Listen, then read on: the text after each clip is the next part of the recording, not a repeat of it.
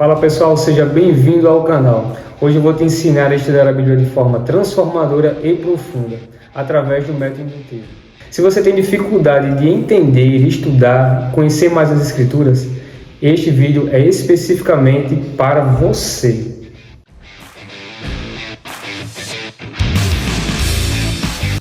Antes de iniciar nosso vídeo, gostaria que você deixasse seu like, se inscrevesse e, se possível, compartilhasse com seus amigos, caso seja interessante para você. Hoje eu vou ensinar o estudo indutivo da Bíblia, um método transformador e eficaz. Se você tem dificuldade de entender a Bíblia, de entender as Escrituras, os acontecimentos, quem escreveu, porquê, quando, onde, esse método ele foi feito especificamente tanto para você quanto para mim. E através desse vídeo, vou tentar explicar da melhor forma possível para que você não tenha dúvida alguma. Isso serve para suas meditações individuais, para células de grupo, se as células é grupo, né? Para pregações, sermões, então pequenas reflexões. Na verdade, o estudo indutivo da Bíblia ele te ajuda a entender a Bíblia como ela realmente é, a partir dela. Nós muitas vezes temos dificuldades de estudar a Bíblia. Às vezes a gente começa a fazer uma leitura corrida, uma meditação num capítulo, uma meditação num versículo e acaba não compreendendo o que as Escrituras querem dizer para nós, o que está dizendo naquele momento. O que é o método indutivo? Existem duas formas de estudar a Bíblia, de forma indutiva e dedutiva. E aí você vai analisar as duas formas e ver qual é a forma que você tem estudado a Bíblia. Primeiramente, a forma dedutiva. A forma dedutiva, ela pega a Bíblia de forma fragmentada. Por exemplo, nós analisamos alguns versículos, lemos alguns versículos e interpretamos apenas aquele ponto. Então isso é uma forma dedutiva, uma forma fragmentada, uma forma que ela não é boa, porque ela não consegue falar sobre todo o contexto daquela passagem ou daquele livro. De forma dedutiva também, como nós estudamos, nós pegamos as nossas ideias já pré-concebidas e vamos ao texto, já vamos com uma conclusão. Então a gente já tem uma ideia de tudo aquilo que nós entendemos sobre a palavra de Deus e a gente só usa a passagem ou o versículo para completar as nossas ideias. Esta é uma forma dedutiva que muitas vezes a gente faz dessa forma, a gente lê dessa forma. Outra forma dedutiva a gente usa a Bíblia para condenar ou jogar o pecado para o outro, né? Isto é uma forma dedutiva. Já a forma indutiva, como nós estudamos de forma indutiva, ela pega a ideia completa, a passagem, o livro, o contexto completo. A forma indutiva a gente não consegue estudar a Bíblia ou não deve estudar a Bíblia de forma fragmentada. A gente pega uma passagem, analisa quem escreveu, por que escreveu, quando foi escrito, como aquilo aconteceu, o que estava acontecendo, e aí depois a gente faz toda a interpretação, por quê, quem estava ali, palavras importantes. Então tudo isso em um contexto, em uma passagem. A forma indutiva ela serve para corrigir os nossos erros. Não como uma forma dedutiva, que muitas vezes a gente usa a Bíblia para corrigir o erro dos outros. Não, na forma indutiva a gente usa para corrigir os nossos erros. Como eu falei, o método indutivo tem 3 pontos específicos: observação, interpretação e aplicação. Tá, Jadson, como é que funciona isso? Na observação, nós precisamos, penso eu, não é que seja a parte mais importante, mas é a parte que você deve mais gastar tempo, onde você deve investir mais sua atenção, porque na observação você vai ler, reler, quantas vezes for necessário. Então, na observação, nós fazemos algumas perguntas para o texto: o que, quando, como, onde e quem. A gente vai fazer essas 5 perguntas para o texto e nós vamos observar, investigar passo a passo, palavra por palavra. Então a gente vai pegar um texto e vai: quem escreveu? O que está acontecendo? Onde? Quando? Todas essas perguntas a gente vai fazer na observação. E através dessa observação a gente consegue ter uma boa interpretação. Tendo uma boa interpretação, a gente vai ter uma boa aplicação. Ok? Esse é o primeiro passo, a observação. Por que eu digo que a gente deve investir mais tempo? Porque se você fizer uma péssima observação, você vai ter uma péssima interpretação. Tendo uma péssima interpretação, você terá uma péssima aplicação. Então você não vai aplicar na sua vida de forma correta. Na observação, antes de nós iniciarmos essas perguntas, existem alguns passos a serem dados. Você pode perceber que existem vários passos, né? Mas lá, qual é a primeira coisa que a gente deve fazer quando nós começamos a ler a Bíblia? Oração. Então, antes de nós lermos qualquer texto bíblico, seja uma leitura devocional sozinho em casa, seja um sermão, nós devemos orar, porque a Bíblia é o único livro onde o autor está ao nosso lado, nos orientando, né? Nos explicando como aquilo ali o que tem acontecido ali, né? Então, antes de nós lermos a Bíblia, nós devemos fazer o quê? Fazer uma oração. Depois da oração, a gente já começa o passo da observação. A gente faz uma leitura corrida do livro, faz uma leitura de alta voz, para o seu cérebro entender aquilo que você está lendo. Não lê por ler, mas você faz a leitura corrida. Então vou ler aqui, estou aqui no livro de João, mas eu vou ler rapidamente, sem pausas, os 3 primeiros versículos. No princípio era o Verbo, e o Verbo estava com Deus, e o Verbo era Deus. Ele estava no princípio com Deus. Todas as coisas foram feitas por intermédio dele, e sem ele nada do que foi feito se fez. Isso você vai ler dessa forma todo o livro. Quando você encerrar essa leitura, aí você vai começar a parte prática da observação, a parte de marcar, a parte de grifar. Então vem cá, vou mostrar para você agora como é que funciona essa observação, essas marcações que a gente vai fazer para você entender mais ou menos como funciona.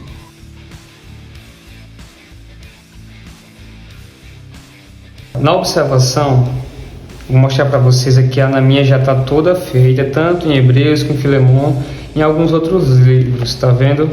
Em João, outros eu não fiz ainda, que são muitos os livros. Mas na observação, o que é que você vai fazer? O código de cores. O que é legal do código de cores? Porque o código de cores, ele vai te ajudar a entender o que você está lendo. Vai sobressair algumas coisas extremamente importantes na observação. Em Filemon, são poucos os códigos de cores, certo? No todo são basicamente 6 códigos a 7 códigos de cores, mas vai te ajudar a entender melhor. Eu usei essa cor aqui para pessoas, eu vou deixar explicado aí bem no vídeo. Pessoas, Paulo, Filemon, Timóteo, África, Arquipo, tudo que é pessoa, eu estou usando essa cor aqui. Mas não somente pessoas, grupos de pessoas também. Se aparecesse aqui judeus, deixa eu achar um aqui. Pronto, aqui ó, gentios. Gentios é um grupo de pessoas. Gentios, Jacó, tudo que for um grupo de pessoas. Aqui tem muito Abraão, Davi, Paulo, discípulos, é um grupo de pessoas. Demétrio, Paulo. Então, pessoas e grupos de pessoas, você vai usar uma cor, tá ok? Divindade, tudo que se refere à Trindade, você usa outra cor. Então, usei roxo para Cristo Jesus, Senhor Jesus, Pai, Deus, Cristo, que for o Espírito Santo, aqui em Hebreus, Majestade, Filho, tudo que se refere à Trindade, você usa uma cor também específica. Verde, eu usei para palavras repetidas, certo? E para palavras importantes. Então, tem algumas palavras que são importantes na leitura. Aqui em Onésimo, aqui em Filemon, Onésimo escreve. Aqui em Filemon, coração, se repete algumas vezes. Algemas é uma palavra importante. Prisioneiro é uma palavra importante. Prisioneiro é uma palavra importante. Então, palavras repetidas. Aí você pode perguntar. Verbos não entram como palavras repetidas. Se divindade estiver repetindo, não entra como palavras repetidas, porque já é divindade. Tá ok? Então, palavras repetidas são palavras importantes que estão se repetindo várias vezes, mas não entra como pessoas. Então, pessoas, o nome de Paulo está se repetindo várias vezes, mas Paulo entra no grupo de pessoas e grupo de pessoas, tá ok? Conectivos é muito importante. Conectivos, ele te ajuda a fazer uma ligação de um texto para outro, de uma frase para outra. Então, também, porém, se, portanto, pois, todavia e agora, usei conectivos a cor laranja. Imperativos, então, solicito-te, recebe-o, reanima-me, prepara-me, eu usei outra cor. Tudo que for imperativo ou uma ordenança, como a gente fala, usei a cor rosa, ok? Então, esse é um dos códigos de cores. No meu livro de amarelo, esse também é muito importante, tá ok? Qual foi a cor que eu usei para a cor amarela? Lugares. Então, nossa, tô precisando, que é isso, hein? A situação não tá boa não, deixa eu deixar só isso aqui. Lugares: Ásia, Mileto, Éfeso, Jerusalém, Tiro, Chipre. Tudo que for lugares eu usei da cor amarela. Então, você vê que no livro de Atos existe uma variedade enorme de lugares. Então, o texto todo, o livro todo, quer dizer alguma coisa quando isso acontece, tá bom? Então, essa é a parte de observação. E aí, depois de feito o código de cores, nós vamos para a parte que falei para vocês. Você começa a fazer perguntas ao texto. Quem? Paulo, prisioneiro de Cristo Jesus. Quem? E o irmão Timóteo. Então você vai fazendo perguntas. Quem escreveu? Quando foi escrito? Para quem foi escrito? Então a gente começa a fazer essa observação, tá? Em um outro vídeo eu posso fazer especificamente uma passagem, se quiser, ou um livro específico, passo a passo, de como fazer mesmo na prática, e a gente fazendo isso sozinho no vídeo, tá certo? Mas essa é a parte de observação. Encerrando a parte da observação, a gente vai agora para a parte da interpretação. Então, como eu mostrei aqui para vocês, o livro de Filemone já está totalmente grifado, porque eu já reli várias vezes ele e já fiz a observação dele, tá certo?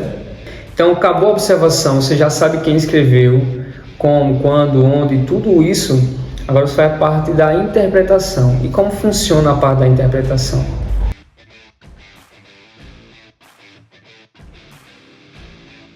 Você vai fazer perguntas ao texto.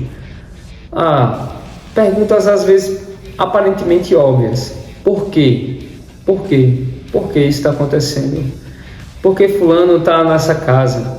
Por exemplo, nós fizemos a leitura aqui, uma observação sobre Filemon, e uma pergunta que a gente pode fazer, por exemplo, no versículo 2 de Filemon.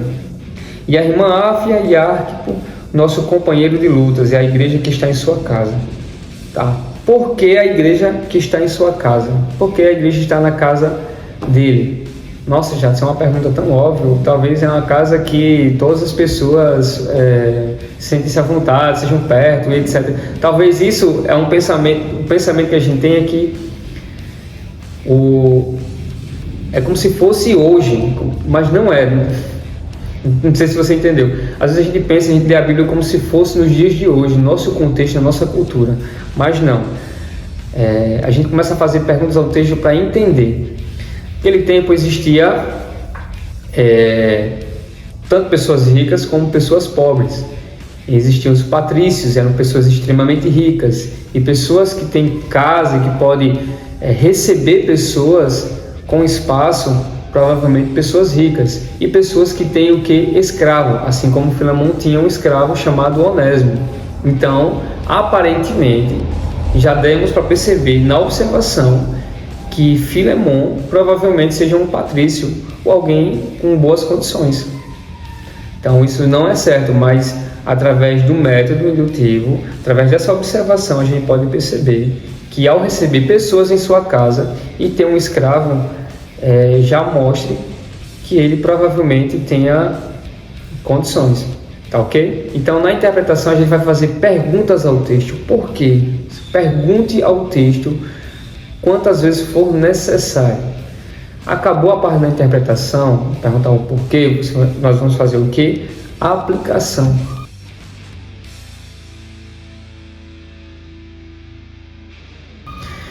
Como funciona a aplicação? Por exemplo, no texto de Filemão, eu vou dar uma resumida muito grande aqui para você, é que Filemão provavelmente houve um conflito com Onésimo, seu escravo. É bem provável que Onésimo tenha feito algum mal, roubado, enfim, fugiu de sua presença e foi se encontrar com Paulo. Nesse momento, Paulo o evangelizou. Onésimo se arrependeu e Paulo enviou uma carta para Filemão, pedindo para que eles se reconciliassem. Então, nesse resumão, a carta pode ser resumida como carta da reconciliação. Tá? Qual é a aplicação nessa história que eu posso trazer para a minha vida? Jadson, reconciliação, perdão. O que eu devo aplicar é que eu preciso me reconciliar com alguém. Então a aplicação ela é imediata, ela não pode ser preciso perdoar as pessoas ou pedir perdão. Não. Hoje mesmo eu preciso me reconciliar com alguém da minha família, com a pessoa que eu magoei ou que me magoou. A aplicação ela é imediata, ela tem que acontecer exatamente, de preferência na mesma hora. Vocês estão entendendo? Não é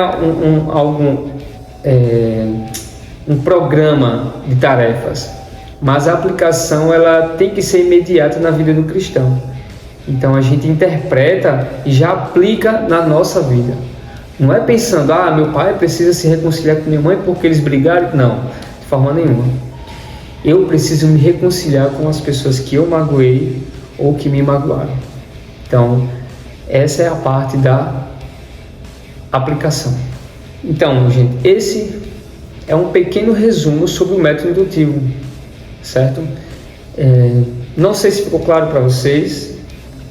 Como eu falei, é o meu primeiro vídeo explicando alguma coisa.